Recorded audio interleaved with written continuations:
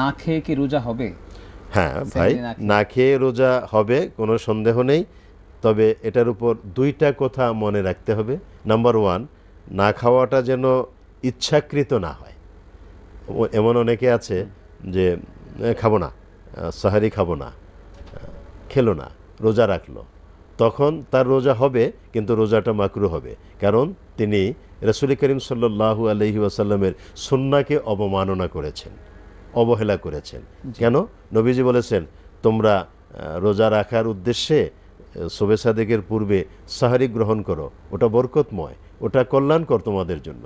সুতরাং অল্প পরিমাণে হলেও, কয়েক লোকমা হলেও তোমরা সাহারি গ্রহণ করো। তো নবীজির এটা গুরুত্বপূর্ণ নির্দেশনা এবং এটা সুন্নাতে রাসূল। অতএব কেউ যদি এটা বলে আমার সাহারি দরকার নাই, আমি খাবো না, রোজা রাখলাম, তার রোজাটা হবে, মাকরু হবে, কিন্তু তার ওই অহমিকার কারণে সুন্নতের প্রতি তার অবমাননা হবে। এমনটা করা উচিত না। আর যদি তিনি অসুস্থ হন বা খেতে মন চায় না, অথবা তিনি সজাগ হন নাই, এর ভিতরে শবে সাদিক হয়ে গেছে, তিনি সাহারি গ্রহণ করার সুযোগ পাননি, তাহলে না খেয়ে রোজা রাখলে তার রোজা পরিপূর্ণভাবে আদায় হয়ে যাবে, সামান্যতম ঘাটতি ওখানে হবে না। তার মানে সেটাই আমরা বুঝতে পারি যে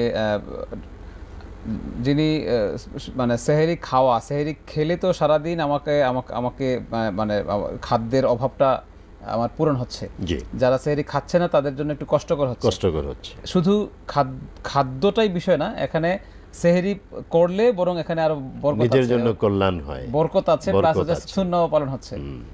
আর আরেকটা বিষয় আপনার মাধ্যমে আমি বলে দেই, আমাদের ভেতরে ধরেন 10,000-এর ভিতরে 9,999 জনই এই ভুলটা করে। অনেক বড় বড় আলেম ওলামারাও নিজেদের অজান্তে এই ভুলটা করে।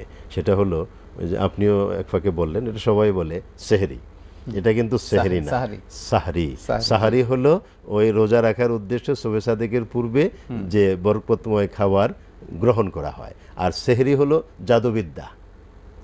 এখন যদি আমরা বলি সেহরি খাবো, তাহলে জাদুবিদ্যা খাওয়া হয়ে যাবে, তার মানে অর্থের বিকৃতি। এজন্য আমরা আমাদের অজান্তে যদি শব্দটা চলে আসে, ওটা আল্লাহ মাফ করবেন, কিন্তু আমরা জেনে শুনে কখনো সেহরি বলবো না, আমরা সাহরি বলবো।